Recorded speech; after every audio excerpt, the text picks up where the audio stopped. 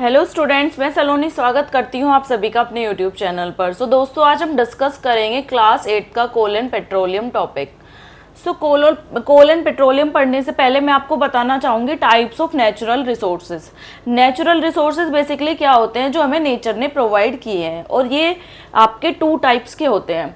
Renewable resources, renewable resources का मतलब होता है नॉन एग्जॉस्टिबल, जो कभी नहीं थकते, जिनको नेचुरली रिप्लेनिश्ड हो सकते हैं, जो जैसे आपका सनलाइट, विंड, वाटर एट्सेट्रा।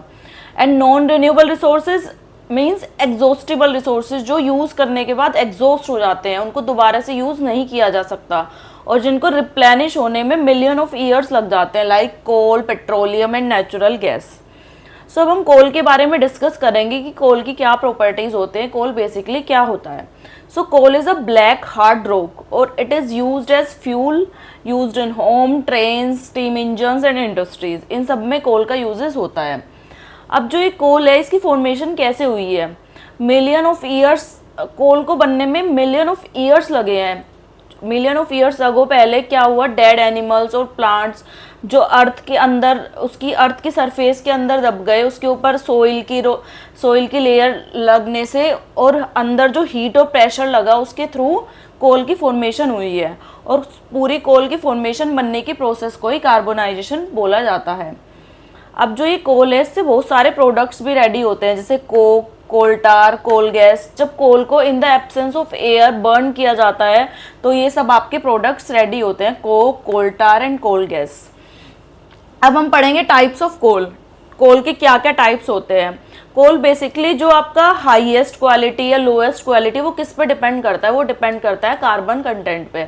अगर किसी भी कोल में कार्बन कंटेंट लोएस्ट है, सबसे कम है, तो वो सबसे लोएस्ट क्वालिटी का माना जाता है। जैसे आपका पीट लीस्ट कार्बन कंटेंट होता है, और आपका एंथ्रासाइट हाईएस्ट कार्बन कंटेंट, यानी कि इसको सबसे हाईएस्ट क्वालिटी का कोल माना जाता है।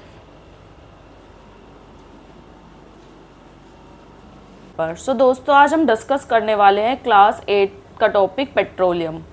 पेट्रोलियम बेसिकली क्या होता है? पेट्रोलियम एक नेचुरल रिसोर्स होता है, और पेट्रोलियम को it is also known as crude oil और मिनरल ऑयल के नाम से भी इसको जाना जाता है। It is a dark oily liquid found deep inside the earth. ये एक फॉसिल फ्यूल्स होता है जो आपके अर्थ के डीप में पाया जाता है। अब इसकी फॉर्मेशन कैसे होती है, कैसे पेट्रोलियम मिलता है, कैसे फॉर्म होता है? तो सबसे पहले इसका स्टेप होता है सी बेड, उसके बाद डेड प्लांट्स और एनिमल्स। जो आपके डेड प्लांट्स और एनिमल्स आपके समुद्र के किनारे चले जाते हैं, फिर उनके ऊपर सैंड की, मड की लेयर जम जाती है, और उसके अंदर जब जाते हैं, फिर उनको ऑक्सीजन नहीं मिल पाती, तो अंडर हीट एंड प्रेशर वो किस में फॉर्म हो जाते हैं? वो फॉर्म हो जाते हैं पेट्रोलियम में। सो इस तरीके से हमें पेट्रोलियम मिलता है। सो पेट्रोलियम और नेचुरल गैस, ये दोनों चीज़ें हमें कैसे मिली? पेट्रोलियम मिला हमें ऑयल वेल से।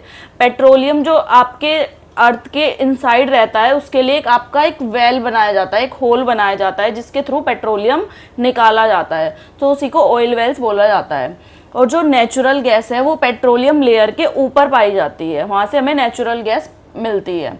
अब जो आपका पेट्रोलियम है, पेट्रोलियम एक बहुत बड़ी चीज़ है। पेट्रोलियम एक पेरेंट्स की तरह, जैसे पेरेंट्स के किड्स होते हैं, ऐसे ही पेट्रोलियम से आपका बहुत सारे प्रोडक्ट्स रेडी होते हैं, जैसे petrol, diesel, LPG, kerosene, lubricating oil. अब पेट्रोल और डीजल आपका व्हीकल्स में यूज़ होता है, एलपीजी आपका कुकिंग में यूज़ होता है, केरोसिन लाइटिंग और कुकिंग में, और ल्यूब्रिकेटिंग आपका मशीन्स में यूज़ होता है। Thank you for watching my video.